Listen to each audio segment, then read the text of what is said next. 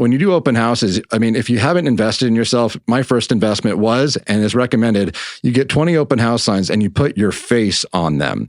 Okay. You can borrow ones from your brokerage. That's fine. But you are your brand, not your brokerage. And the idea is to pepper these neighborhoods. I mean, 20 of them all over this area to where it's like annoying to the neighbors, but you do it consistently. If you do 2 or 3 of these a week for a couple of weeks, pretty much you're synonymous. You are the expert in that area, and they recognize your face if you couple it with door knocking. You are effectively a mobile billboard. So yeah, you're going to spend probably about $1,000, so maybe borrow it from your dad. That's what I did. I paid him back after my first deal, which I got through an open house doing this. And again, you just become synonymous. You are the real estate king in that area because they see your face, annoyingly so, for just months on end, as long as you just continue to do open houses. And you can call around and ask, just, hey, can I do this open house? You're going to get ignored, but more often than not, you do it 20 times, you're going to get some listings. And if you just hone in on a certain area, you will crush it.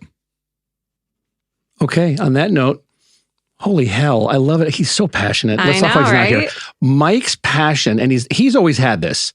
Like, this has been the fire inside of Michael all the time. 24. I think he sleeps with intent. Right? Agreed.